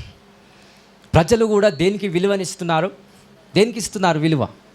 డబ్బు, హోదా, పొజిషన్స్, దాన్ని బట్టి విలువనిస్తున్నారు. కాబట్టి మన ఆశ అంతా కూడా దేని మీదకి వెళ్ళిపోయింది? డబ్బు, స్థాయి, పొజిషన్స్. హల్లెలూయా, హల్లెలూయా. దేవుని మీద మన ఒక ఫోకస్ ఉన్నట్లయితే దేవుడు ఇవ్వగలుగుతాడు, పొజిషన్స్ ఇస్తాడు, డబ్బు ఇస్తాడు, ఐశ్వర్యం ఇస్తాడు, ధనాన్ని ఇస్తాడు, అవన్నిటిని దేవుడు ఇస్తాడు. కానీ దేవుడు అవన్నీ ఇచ్చే ముందు నీ మానసిక స్థితిని దేవుడు బలపరుస్తాడు, నీ ఆత్మను దేవుడు బలపరుస్తాడు, నీకున్న జ్ఞానాన్ని దేవుడు బలపరుస్తాడు, తెలివిని దేవుడు బలపరుస్తాడు. అంటే నీలో ఫస్ట్ ఆయన రాజ్యాన్ని కట్టి ఈ బహిరముగా ఉన్న రాజ్యాన్ని, అంటే ఈ బయట ఉన్న రాజ్యము నీ ద్వారా పరిపాలించేలాగా దేవుడు చేస్తాడు. హల్లెలూయా, హల్లెలూయా. సో పేతురు యొక్క అత్త స్వస్థపరచబడిన వెంటనే ఏం చేసింది? సో ఆమెకు అనారోగ్యం ఉంది, ఆరోగ్యం వచ్చిన తర్వాత ఉపచారం చేసింది. మీకు అనారోగ్యమే లేదు, యేసు రక్తంలో, యేసు నామంలో. ఆమెకు అనారోగ్యం ఉండి స్వస్థపరచబడిన తర్వాత ఉపచారం చేసింది. ఫస్ట్ మనకు అనారోగ్యమే లేదు, స్వస్థపరచబడటానికి ఏం చేస్తున్నాం? ఉపచారం చేస్తున్నామా? అపచారము చేస్తున్నాం? ఉపకారము చేస్తున్నామా? అపకారము చేస్తున్నామా? అపకారమే చేస్తున్నాం. హల్లెలూయా. అందుకే లేని రోగము తెచ్చుకునే వారంగా మనం జీవిస్తున్నామని. ఈరోజు లేని రోగము రావద్దు అని అంటే ఏం చేయాలి? ఆరోగ్యం ఉన్నప్పుడే దేవుని మందిరంలో కుటుంబపరంగా, సొసైటీ పరంగా ఉపచారము, ఉపకారము, పరిచారము చేస్తూ ముందుకెళ్ళినప్పుడు దేవుడు దాన్ని స్థిరపరచడం దేవుడు స్టార్ట్ చేస్తాడు. హల్లెలూయా, హల్లెలూయా. సో మీకోసము మేము పోరాటం చేయాలన్నా, లేకపోతే మీకోసము ఒక నాయకుడు పోరాటం చేయాలన్నా, ఉదాహరణకి మోషే ఉన్నాడు. ఎవరి కోసం పోరాడుతున్నాడు? మోషే కోసం పోరాడుతున్నాడా? యెహోషువ కోసం పోరాడా? మోషే ఎవరి కోసం పోరాడుతున్నాడు? ప్రజల కోసం. మోషే ప్రజల కోసం పోరాడుతున్నప్పుడు ప్రజలు మోషేకి సపోర్ట్ చేయకపోతే జర్నీ ఆగిపోయిందా? కంటిన్యూ అయిందా? ఎప్పుడైతే మోషేకి సపోర్ట్ చేయకపోతే జర్నీ ఏమైపోతుంది? ఎంతమంది జర్నీలు ఆగిపోయినాయి చెప్పండి? నాకు తెలిసి అందరూ ఆగిపోయినాయి, బతికే ఆగిపోయింది. మీరు బ్రతుకుతలేరు, ఎవడో బ్రతుకుతుండొచ్చి. ఎవరో దర్శనం కోసం మనం బ్రతుకుతున్నాం, ఎవరో గమ్యం కోసం మనం బ్రతుకుతున్నాం. ఈరోజు దేవుడు మీకు ఇచ్చిన గమ్యం కోసమే మీరు జీవించుదురుగాక, ఆ పిలుపును బట్టే మీరు జీవించుదురుగాక. హల్లెలూయా, హల్లెలూయా. కొంతమంది గమ్యమే గవర్నమెంట్ జాబ్ పెట్టుకున్నారు. గవర్నమెంట్ ఏమో ఆయనకి సపరేట్ గమ్యం ఉంటుంది గవర్నమెంట్కి. ఆ గమ్యం మీరు అందరు నెరవేరుస్తారు. గవర్నమెంట్ జాబ్ అనే గమ్యం పెట్టుకున్నాడు. గవర్నమెంట్ జాబ్ గమ్యం పెట్టుకోకండి, బతకడానికి అది కేవలం అంతే. Don't put that kind of a vision in your life. Hallelujah, hallelujah. ఈ జాబులు చేసే వాళ్ళంతా ఎవరు గమ్యం నెరవేర్చడానికి చేస్తున్నారు చెప్పండి? గవర్నమెంట్ ఆర్ ప్రైవేట్ ఏదైనా సరే.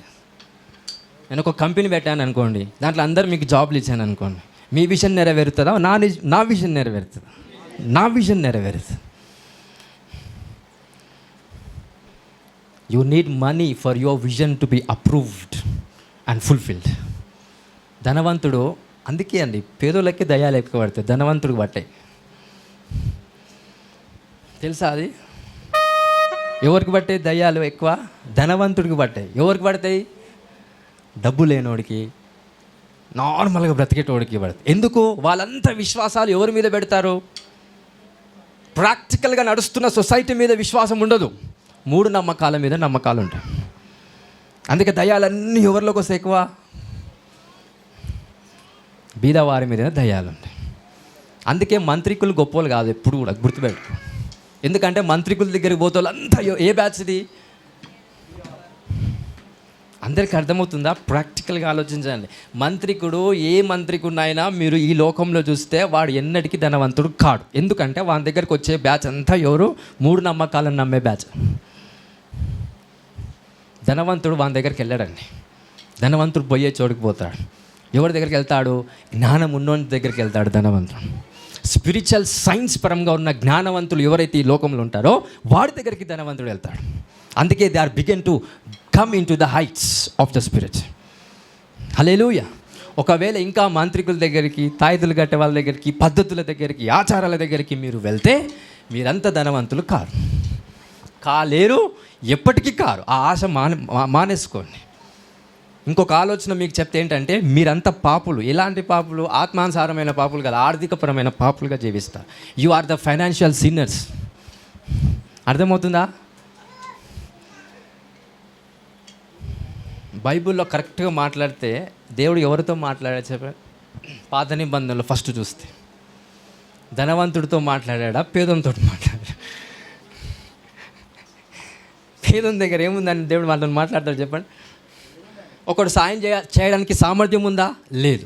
ప్రేమించడానికి సామర్థ్యం ఉందా? లేదు. So begin to understand. అందుకే నీ ఆత్మను బలపరచుకున్న వెంటనే దేవుడు నిన్ను దీవించడం స్టార్ట్ చేస్తాడు. అందుకే before you enter in to the world, begin to create your own world according to the spiritual REM. దేవుడు ఆత్మానుసారమైన లైఫ్ని మీరు ఎప్పుడైతే దేవుడి నుంచి పొందుకుంటారో దాన్ని మీలో కట్టుకోండి. ఎప్పుడైతే ఆత్మానుసారమైన జీవితం మీలో కట్టబడుతుందో ఈ శరీరానుసారమైన లోకాన్ని ఈజీగా మీరు జయిస్తారంటండి. ఈజీగా ఆ వే అనేది మీకు మార్గాలు సరళం చేయబడతాయి. హల్లెలూయా, హల్లెలూయా. కానీ అందరము ఆత్మానుసారంగా బలపడక ముందే దేనికోసం ప్రయాసపడుతున్నాం? శరీరానుసారమైన రాజ్యం కట్టాలనే ఉద్దేశం కోసం ప్రయాసపడుతున్నాం. The one who have that kind of a problem, let them be delivered today in Jesus name. అలాంటి సమస్యల నుంచి మీరు విడిపించబడుదురు కాక. హల్లెలూయా, హల్లెలూయా. చర్చికి ఎందుకు రావట్లేదంటే ఏం చెప్తారు? ఏం పని ఉందంట? ఎంత వస్తుంది వాళ్ళకి? రోజుకి పనికి వెళ్తే 300, 400, 500 వస్తుంది. దానికోసం ఏం మానేసిండో? సన్నిధికి రావడం మానేసి, సన్నిధికి వచ్చి ఆత్మలో బలం పొందుకున్న తర్వాత 500 నువ్వే ఇస్తావు ఇంకొకరికి. అర్థమవుతుందా? నువ్వు సంపాదించే సంపాదన ఏదైతే ఈరోజు 1000 రూపాయలు ఉందో ఆ 1000 నువ్వు రేపటి నాడు ఇస్తావు. ఎందుకంటే నువ్వు ఇక్కడికి వచ్చి ఏం సంపాదించుకుంటున్నావు అంటే ఆత్మలో బలం. ఆత్మలో బలం అంటే ఏంటో తెలుసా? ఇచ్చే సామర్థ్యాన్ని సంపాదించుకుంటున్నావు. You are able to give something to the people. Hallelujah, hallelujah. ఈరోజు తీసుకునే స్థానంలో ఉండొచ్చు, కానీ నువ్వేం బలపరచుకోవాలి? నీ ఆత్మను, నీ మానసిక స్థితిని ఎప్పుడైతే వాక్యము ద్వారా బలపరుచుకుంటావో you can come in to that level of spirit. అప్పుడు ఇచ్చే స్థాయి దేవుడు మీకు ఇస్తాడండి. హల్లెలూయా, హల్లెలూయా. ఈ స్థాయి నిజంగా కావాలని ఆశ ఉందా? ఆశ లేకపోతే ఈ స్థాయి ఎవరికి రాదండి. యథార్థంగా మీరు జీవిస్తూ యథార్థంగా దేవుని సన్నిధిలో మీ ఆత్మను బలపరచాలని ఆశ మీకుంటే, మీకోసము ధనము కానీ, మీకోసము మంచి పొజిషన్ కానీ, మీకోసము సరైన వ్యక్తులు కానీ దేవుడు ఎవరినైతే ఏర్పాటు చేశారో వాళ్ళంతా మీ దగ్గరికి ఖచ్చితంగా రాబోతున్నారు. This is the prophecy. ఏ ఆశ ఉండాలి? ఫస్ట్ ఏ ఆశ ఉండాలి? ఏం బలపరచుకోవాలి? నీ ఆత్మను, నీ మానసిక స్థితిని. చిన్న సమస్య రాగానే ఏం చేస్తారు మనోళ్ళంతా? ఈ కాలంలో సమస్య రాగానే దేవుని దగ్గరికి వెళ్తలేరు, గూగుల్ దగ్గరికి వెళ్తారు. దగ్గు వస్తుంది, సడన్గా హార్ట్ దగ్గర నొప్పి వస్తుంది.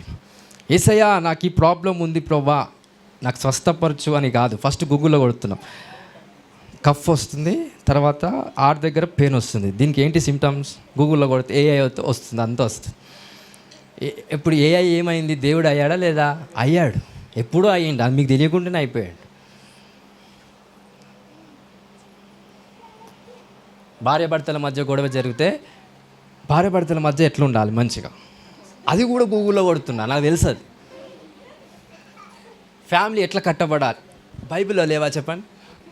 ఇలా లేవంటారా?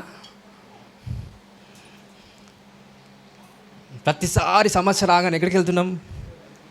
గూగుల్ తల్లి.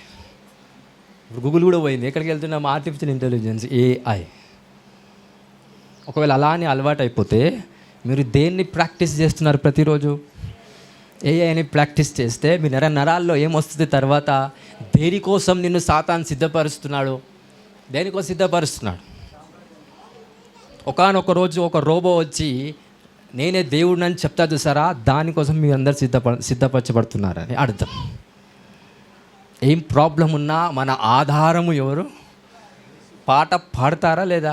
నువ్వేనా ఆధారం అని పాడుతున్నప్పుడు కనీస జ్ఞానమైన మనకు ఉండాలి.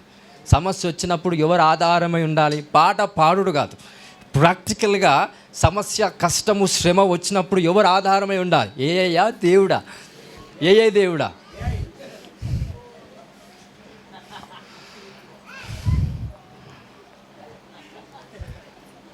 హల్లెలూయా.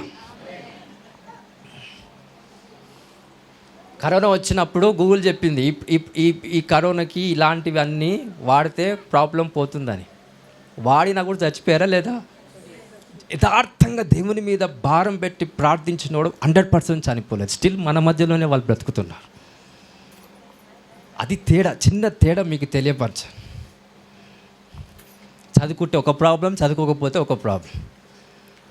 చదువుకోకపోతే చదువుకున్నోడు ఏం చేస్తాడు? నువ్వు చదువుకోలేదు, నీకేం తెలియదు, నన్ను అడుగు నేను చెప్తా. వీడేం చేస్తాడు? మళ్ళీ ఎక్కడ తీసుకెళ్తాడు? వాళ్ళ ఫేత్ని చదువు దగ్గర తీసుకొని వెళ్ళి గూగుల్ తల్లికి అన్నీ అడుగుతుంది, అది అంతా చెప్పేస్తుంది. ఈ ఇన్ఫర్మేషన్ అంతా ఎవరికి చెప్పేస్తాం? చదువు రానోనికి చెప్పేస్తాం. ఈ నమ్మకము, వాళ్ళ నమ్మకము, అన్ని నమ్మకాలు ఎవరిలో గుప్తమై ఉంటాయి? లోక సంబంధమైన చీకటి శక్తులలో గుప్తమై ఉంటాయి. If you believe something, that something makes you get something. నువ్వు ఒక దాన్ని నమ్మినప్పుడు ఆ నమ్మకమే నేను నడిపిస్తుందంట. నువ్వు దేవుని నమ్మితే ఎవరు నడిపిస్తారు? గూగుల్ని నమ్మితే అదే మిమ్మల్ని నడిపిస్తుందంట. Hallelujah. Use it by the spirit of God. గూగుల్ని యూజ్ చేయాలి by the spirit of God. Don't use by your spirit. నీ జ్ఞానముతో గూగుల్ని యూజ్ చేయకండి. Use it by the spirit of God. ఈ లోక సంబంధమైన జ్ఞానాన్ని ఎలా ఉపయోగించాలి? దేవుని ఆత్మ ద్వారా ఉపయోగించాలి, ప్రార్థన పూర్వకంగా ఉపయోగించాలి. అది మొబైల్ అయినా వాట్సో ఎవర్. హల్లెలూయా. సో ఎందుకు ధనం లేనోడికే దయ్యాలు పడుతున్నాయి చెప్పండి? ఇప్పుడు అర్థం కావచ్చు ఎందుకు పడుతున్నాయి. పక్కింటోడు నిమ్మకాయలు బాలేవని ఇసిరినా మీ ఇంటి మీద అది ప్రాబ్లమే. పక్కింటోడు అరే నిమ్మకాయ ఖరాబ్ అయిపోయిందని తెలియకుండా ఎవరన్నా నీ ఇంటి ముందు ఇసిరినా నీకు ప్రాబ్లమే. అప్పుడు నువ్వేమని నమ్ముతావు? వీడు నాకేదో చేశాడని. అదే ధనవంతుడు ఇంటి ముందు నిమ్మకాయ ఉంటే వాడు పట్టించుకుంటాడా? వాని బిజీ వానుకుంటుంది. నిమ్మకాయ వేసిరి ఏడికెంచి వచ్చింది, ఎవడేసాడు, ఎట్లా? నిమ్మకాయ గురించి ఆలోచిస్తే 2-3 కోట్లు పోతాయని ఆ భయం. అది నీకు ఆ ప్రాబ్లం లేదు. నిమ్మకాయ ఏ ప్రాబ్లం ఉంది నీకు? ఎన్ని రోజులు నీకు ఆ సమస్యలు ఉంటాయో అన్ని రోజులు దురాత్మశక్తులు మిమ్మల్ని వెంబడిస్తూనే ఉంటాయండి. సో మారాల్సింది మనమా దురాత్మలా చెప్పండి? దురాత్మలు ఎలా ఉండాలని దేవుడు అనుకున్నాడో అలానే ఉన్నాయి. కానీ నువ్వు నేను ఎలా ఉండాలని దేవుడు అనుకుంటున్నాడో అలా లేం. అందుకే దేవుడు దురాత్మలను ఎప్పుడు కూడా శిక్షించాడు. ఎవరిని శిక్షిస్తాడు? నిన్ను నన్ను శిక్షిస్తాడు. Hallelujah, hallelujah. అందరికి అర్థమవుతున్నాయా? So before you enter in to the world begin your spirit to be get powered. నీ ఆత్మను బలపరుచుకునేంత వరకు నువ్వు దేవుని సన్నిధిలో గడుపు. లోకంలో ధనాధన్ పరిగెత్తి చేసేది ఏం లేదు. ఫస్ట్ దేన్ని బలపరచుకోవాలి మనం? మానసిక స్థితి ఒకటి, రెండోది ఆత్మీయ స్థితి. ఈ రెండింటిని మీరు బలముగా మీరు కంట్రోల్ చేసుకొని దాన్ని మీరు కంట్రోల్ చేస్తున్నారా? శరీర సంబంధమైన కార్యాలు అది ఏదైనా నువ్వు దాన్ని జయించగలుగుతావండి. ఈ రెండు మీరు కంట్రోల్ చేయలేకపోతున్నారు. ఈ రెండిటి విషయంలో మీరు సరిగ్గా వర్తించబడట్లేదు అని అంటే ఈ శరీర సంబంధమైన విషయాలు మిమ్మల్ని జయిస్తాయంట. హల్లెలూయా, హల్లెలూయా. సో చిన్న చిన్న వాటి విషయంలో ఎంతమంది బాధపడుతున్నారో నాకు తెలియదు. బాధపడిన వాళ్ళంతా వాళ్ళ మానసిక స్థితి ఎలా ఉందని అర్థం చెప్పండి. ఇప్పుడు మీరు చెప్పాలి వాక్యం. ఎలా ఉంది వాళ్ళ మానసిక స్థితి? ఎవడో వచ్చి ఒక చిన్న మాట అన్నాడు, మీ మైండ్ ఎలా అయితే చెప్పండి. డిస్టర్బ్ అవుతుందా అనుకుంటామా? కుక్క మొరుస్తుంది అరుస్తుందని ఆడనే ఉండి ఎలగొట్టడానికి ప్రయత్నం చేస్తారా, పట్టించుకుండా పోతారా? చెప్పాలా? అంటే ఆ వీధి కుక్కలు ఏం చేస్తాయి? నేను చూసినప్పుడల్లా మొరుస్తాయి, నేను చూసినప్పుడల్లా అరుస్తాయి. అరుస్తున్నాయని నువ్వు దాని దగ్గరనే ఉండి బతిమిలాడుకుంటావా? బాధపడతావా? ఏం చేస్తావు? నీ దారిలో నువ్వు పోతావు. ఎందుకంటే అది కుక్క అని అర్థమైంది కాబట్టి. కొన్నిసార్లు రికగ్నైజ్ అవ్వాలి ఎలాంటి మనుషులు ఏ స్థాయిలో ఉన్నారని. వాళ్ళ మానసిక స్థితి, వాళ్ళ యొక్క దరిద్రత స్థితి అనేది నీకు తెలిసిన రోజే నీకు కళ్ళు తెరవబడతాయంట. హల్లెలూయా. సో అర్థమవుతుందా? అందరికీ అర్థమవుతుందా? సో చిన్న చిన్న వాటి విషయంలో మీరు డిస్టర్బ్ అయ్యారంటే నీ మానసిక స్థితి బలంగా ఉందా, బలహీనంగా ఉందా? అప్పుడు దురాత్మలు పడతాయా? మంచిగా పడతాయి.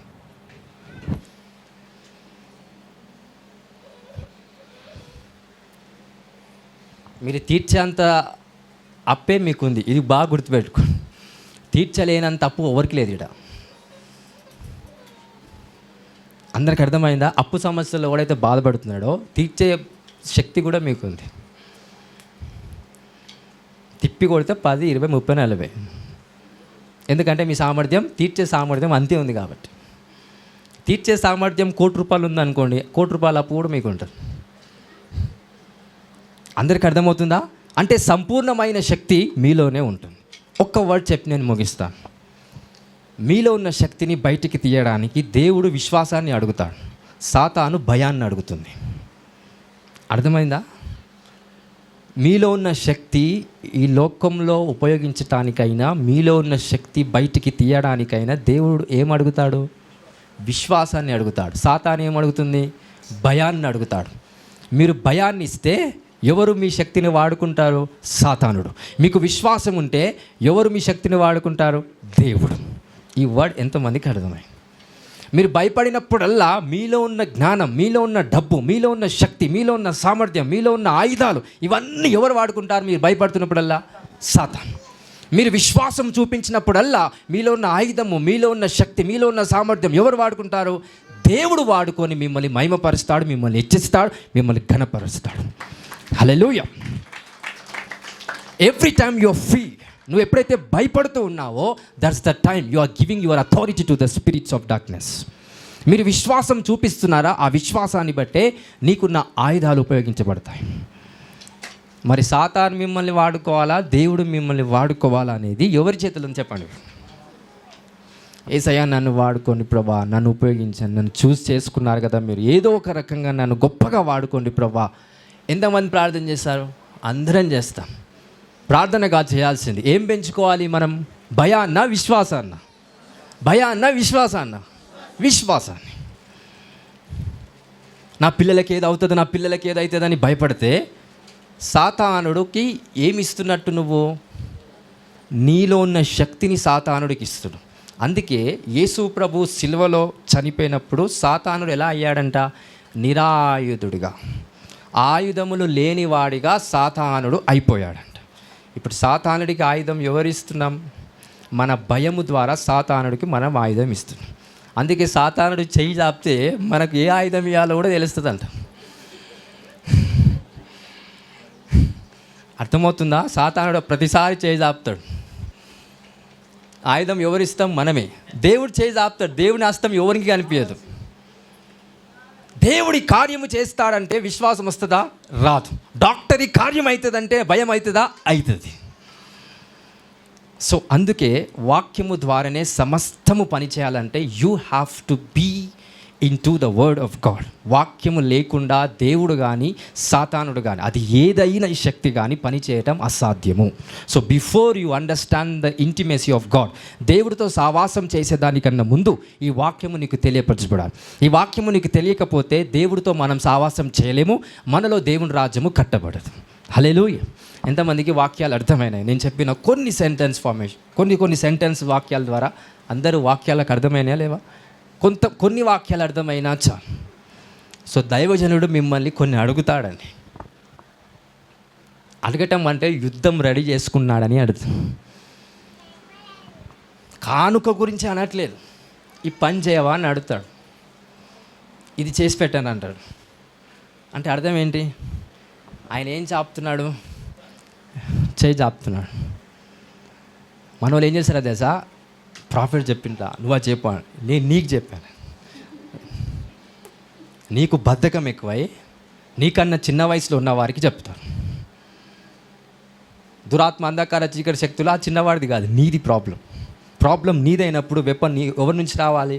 నీ నుంచే రావాలి. Because the understanding the level of the weapon is circumcised by the same level of the spirit. నీకున్న దురాత్మ శక్తులు ఏదైతే ఉన్నాయో దానికి సంబంధమైన లెవెల్ కలిగిన వెపన్స్ ఎవరి దగ్గర ఉంటాయి? నీ దగ్గరనే ఉంటాయి. హల్లెలూయా. ఈ పని చేయండి చేస్తారా మన వాళ్ళు? చెయ్యరు. అది వేరొనికి చెప్పడం కానీ ఆ పని చేయకపోవడం కానీ అవుతుంది. చేయకపోతే ఏదో ఒక సమస్య వచ్చేసి మనం నశించిపోవడానికి దారి తీయబడతాం. నశించిపోగానే మళ్ళీ నింద ఎవరి మీద పడుతుంది? ఎవరి మీద వేస్తారు? మీరు అందరు ఎవరి మీద వేస్తారు నింద? చెప్పండి, నిజం చెప్పండి. మీరు ఫెయిల్ అయితే, మీ లైఫ్లో మీరు ఫెయిల్ అయినా, మీకు అద్భుతం జరగకపోయినా ఎవరి మీద నింద వేస్తారు చెప్పండి? దేవుని మీద ఏమేరు? అమ్మ, దేవుని మీద వేసే రోజులు పోయినాయి. ఎవరి మీద వేస్తారు? కనిపించని దేవుడు ఉన్నాడు, కనిపించే దేవుడు కూడా ఉన్నాడు. ఇక్కడ దైవజనుడు ఎవరి మీద వేస్తారు చెప్పండి గట్టిగా? అలవాటుగా మీకు ఎట్లయినా చెప్పండి. నా మీదకే వస్తుంది. ఆ యుద్ధంలో గెలవటానికి నేను ఒకానొక టైంలో చేజాపాను. ఈ పని చేయమని చెప్పాను, చేశారా? చెయ్యరు. మరి వెపన్ మీరు ఇవ్వకపోతే యుద్ధం నేను ఎలా చేస్తాను చెప్పాను? హల్లెలూయా, హల్లెలూయా. మైకల్ ఏంజెల్ దానియేల్ దగ్గరికి రావటానికి దానియేల్ వెపన్ ఇచ్చాడా లేదా? ఆయన వెపన్ ఏంటి? It's a fasting prayer. నేను ఫాస్టింగ్ చేయలేకపోతున్నా, యుద్ధం అంతా ఆగిపోయింది అని ఆపేశాడు ఆ ఫాస్టింగ్ ప్రేయర్. గెలిచేంత వరకు చేస్తానని కమిట్మెంట్తో చేశాడు. హల్లెలూయా. యేసు ప్రభు శిష్యుల్ని నేను చంపేసేంత వరకు నేను తిననని శపథం చేసుకున్నారు శిష్యులు, వేరే వాళ్ళు. చెడ్డోడు కూడా కమిట్మెంట్ తీసుకోగలుగుతాడు. మనం మంచోళమై ఉండి ఏ కమిట్మెంట్ తీయకుండా ఉండేసరికి దేవుడు కూడా మన ద్వారా పనిచేయడంట. అదే చెడ్డోడు చెడ్డ కమిట్మెంట్ తీసుకున్నా కనీసం మన సాతానన్న సహాయం చేస్తుంది. మనకు దేవుడు సహాయకుడు కాదు, సాతాన్ సహాయకుడు కాదు. మనమే నశించుకునే వారముగా మనం ఉంటున్నాం. ఈరోజు మీ అందరికీ జ్ఞానోదయం అవును గాక. Let your mind be enlighten in Jesus Christ mighty name. Hallelujah. So ఉపచారము బిగిన్ టు స్టార్ట్. సో మీరు విడుదల పొందుకున్న వెంటనే ఏం చేయటం స్టార్ట్ చేయాలి? ఉపచారము, పరిచర్య. హల్లెలూయా, హల్లెలూయా, హల్లెలూయా. సో యుద్ధం చేయటం నా బాధ్యత. దానికి కావాల్సిన ఆయుధం ఇవ్వటం. గట్టి చెప్పాలా?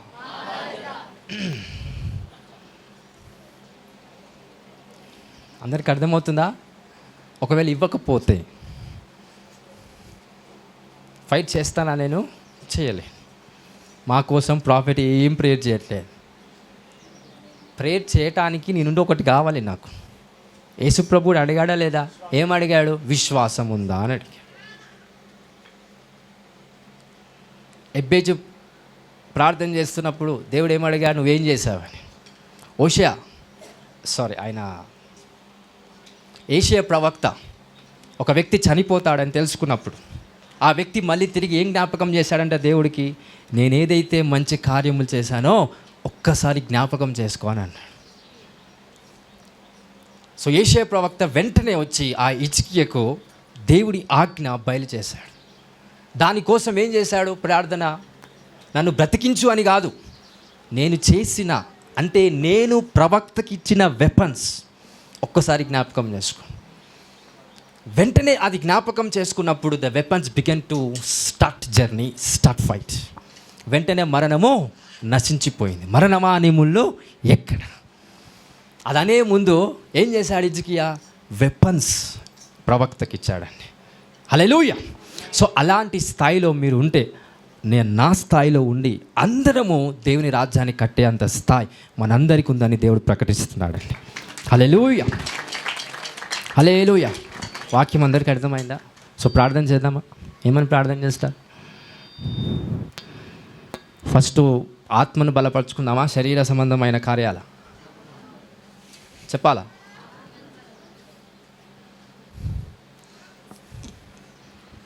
మీరు ఆత్మలో బలముగా ఉంటే శరీరానుసారంగా వెళ్ళినప్పుడు సాతాను ఇన్వాల్వ్ కాదు.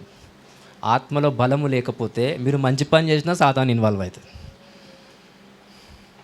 సాతాను వెళ్ళి చెప్తాడు దేవుడికి, వీడు తప్పు పని చేస్తున్నాడు, నువ్వు చేసేది మంచి పని. నీ ఆత్మకి ఏం లేక వాడు నీపై నిందేస్తున్నాడు? బలం లేక.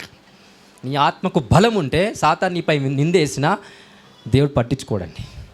Because your spirit is strong. ఈ చిన్న స్క్రిప్చర్స్ వల్ల మీకు కొన్ని జ్ఞానోదయం అవ్వాలి.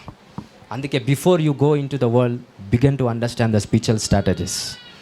యేసు రక్తం మన ముందుంది, ఆయన శరీరం మన ముందు. అది తిని త్రాగువాడు నిత్య జీవము గలవాడు. ఆయన శరీరము, ఆయన రక్తాన్ని మనం స్వీకరిస్తున్నామంటే శరీరం శుద్ధి అవ్వడానిక ఆత్మ మన మానసిక స్థితి, మన మనసాక్షి శుద్ధీకరించబడినప్పుడు దేవుని యొక్క న్యాయ విధులు ఏవైతే ఉంటాయో అవన్నీ మనకు అర్థమవుతాయి. సో దేవుడి వాక్యం దీవించి మనలో స్థిరపరచునుగాక.